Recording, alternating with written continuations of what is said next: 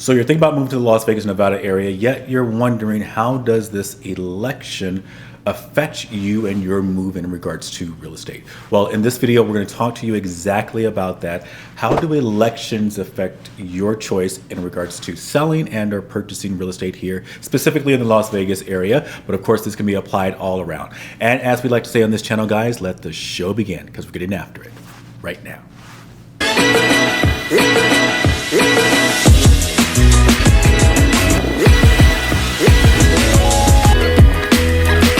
If this is your first time to our channel, make sure you subscribe below, tap that bell for notifications in regards to knowing when our videos are coming out regarding real estate here in the Las Vegas Valley, basically.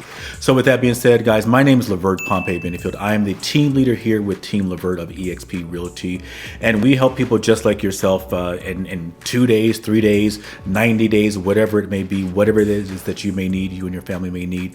We are here to make sure that we can be of service in regards to helping you sell property or helping you purchase property here in the Las Vegas Valley. So today we're going to specifically talk about the election. Well, I should say the effect that the election could have in regards to your decision to either buy or sell. If you are considering selling or buying, I would say in these next few months, like I said, even the next couple of days, whatever that may be, I think this is going to be a great video for you, just to give you a little bit of insight and input. Now, we always like to sit down with our clients. We do basically a strategy session with you. We sit down, understand what you are looking for, and based upon what you are looking for, we can provide you with information, and hopefully that information will be able to assist you in regards to making your decision as far as what you'd like to do as far as moving forward or selling and or selling your property. So with today, I want to look a little bit at slides in the sense in regards to the history of what tends to happen after the elections or during elections and all those kind of great things. Now, this year specifically, we have had a very unusual year. We've had that year where we've been hoping that after the spring, when the spring hits, we get this elevation in regards to industry, in regards to the inventory and everything that's out there. Here in the Las Vegas area, we have not seen this explosion of inventory. We haven't seen this explosion of transactions. There are a couple of states that have seen a huge increase in regards to their inventory, and immediately I can think of Florida, I can think of Texas. Those areas have seen a huge jump in regards to their listings and how many homes are coming on the market. As of right now, here in the Las Vegas area and really a lot of areas across the nation, we have not seen that spring explosion in regards to inventory. So this is a very different kind of year. Normally during the, I'd say the fall time frame, inventory, transactions, activity in regards to selling and buying do slow down. Hear me. Tends to slow down, does slow down, but it doesn't necessarily mean it goes away, because we still do a lot of our great clients are moving, and we're helping them move from like our military families to our professionals that they need to get moved to, our doctors that may need to get moved to a different hospital, whatever that may be across states. So we are still moving a lot of our great clients during that winter time frame.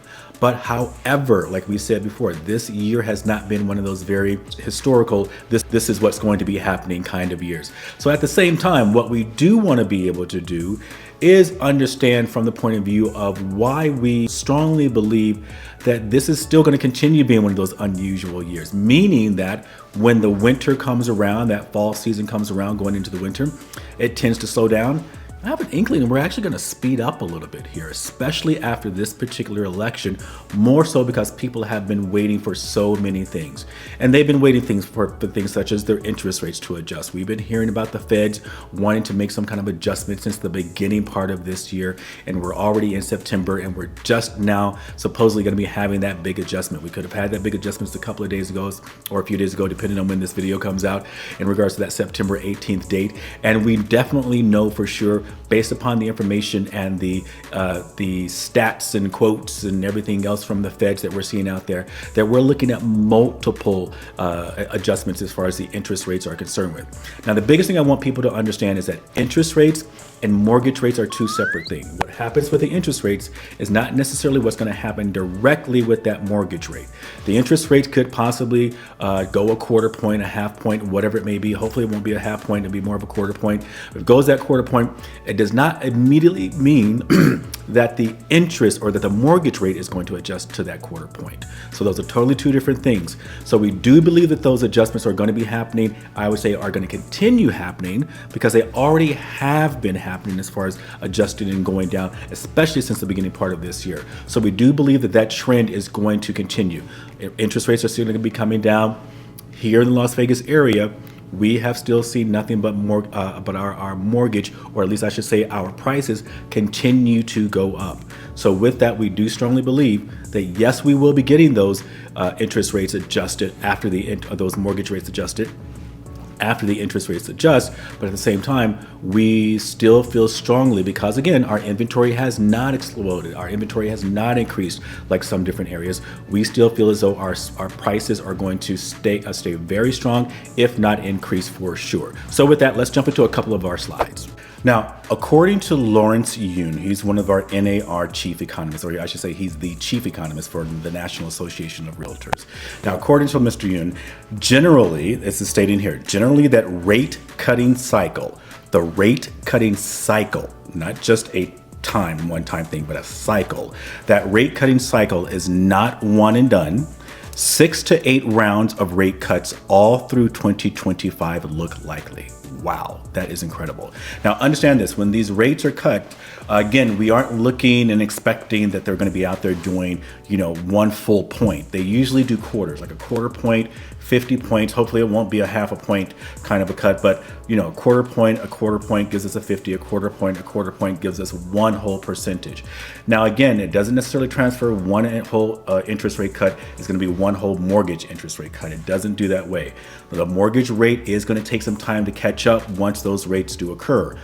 I believe that the sentiment and the emotion, even though we don't think there's emotion involved when it comes to some of these more statistical and technical things that we look at, I still think emotion is involved there. So I think that the confidence that consumers are going to have is going to come in very strong, and that is going to help us, like we said, continue to adjust these rates that we've already have seen adjustments in. So even though that the rate may adjust that quarter point September 18th, like it did, all that kind of great stuff, we still know that emotionally people being prepared for those rates coming around have already affected what's happening with the mortgage rates in that sense. So again, not just one quarter point are we expecting, but throughout the year of 2025, again, according to Lawrence Yun there at National Association of Realtors, he's the chief economist, we're looking at 6 to possibly 8 of them, and that's really cool. And how long that takes to transfer over into the mortgage interest rate as well. So again, I would just say, let's be patient.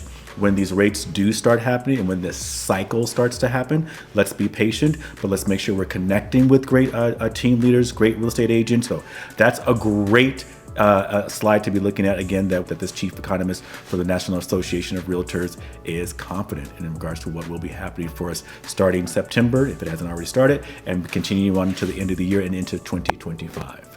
And taking a look at this particular slide, according to Bankrate, for most Americans, election results really will have little direct effect on their income and therefore should not significantly impact their decisions to buy or sell a home.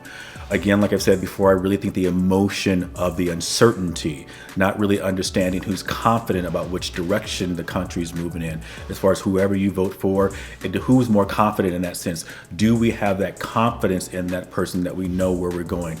I think until we become much more confident in this particular leader, whoever this person is going to be in regards to president, I think most people want to sort of put their hands in the pocket and sort of kind of do the wait and see thing. I get that. I think that also those people that are not waiting on external things to sort of kind of move themselves forward, they're probably jumping in and getting better scenarios, better rates, better deals at this particular time. We already see people that are in the low 5s, in the high 4s, and all those kind of great things right now in this current market. Yes, we know that most people are going to do the wait and see, but there are those people that are out there. And if you are one of those people, of course, please make sure that you're reaching out, and we would love to make sure we can tell you about what different kinds of incentives and things people are doing to help people get into buying their properties right now or selling their properties right now in order to incentivize them to buy later on down the road, because we have a lot of our clients selling and buying right now during this time. Looking at this particular chart in regards to the home sales, meaning that the home sales went up after 9 cycles of the last presidential elections. So we've had 11 elections over the past few years. This goes all the way back to 1978.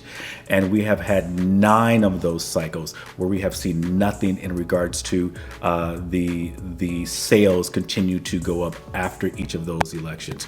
The only time we've seen a little bit of a dip, as you can see here, is in that 1979. That dropped down a little bit when we got into that 1981, but quickly recovered.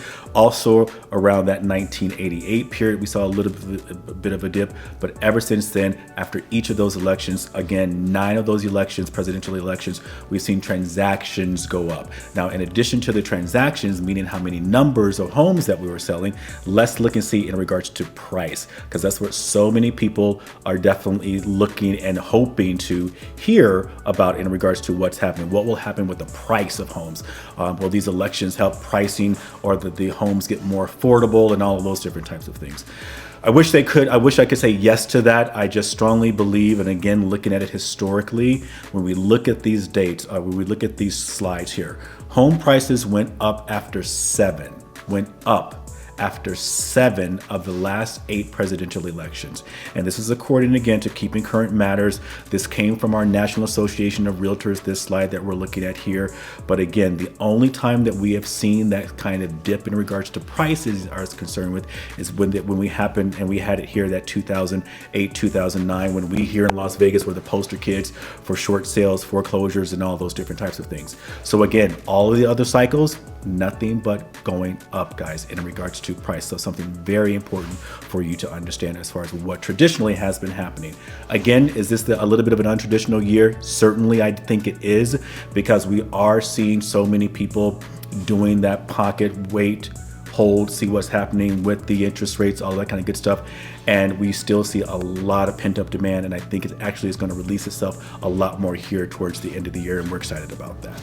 And now looking at the mortgage rates in regards to what happened with those rates after an election year. According to this particular slide, again, coming from the National Association of Realtors, we were able to get this information. I'm sorry, this one actually came from Freddie Mac, excuse me.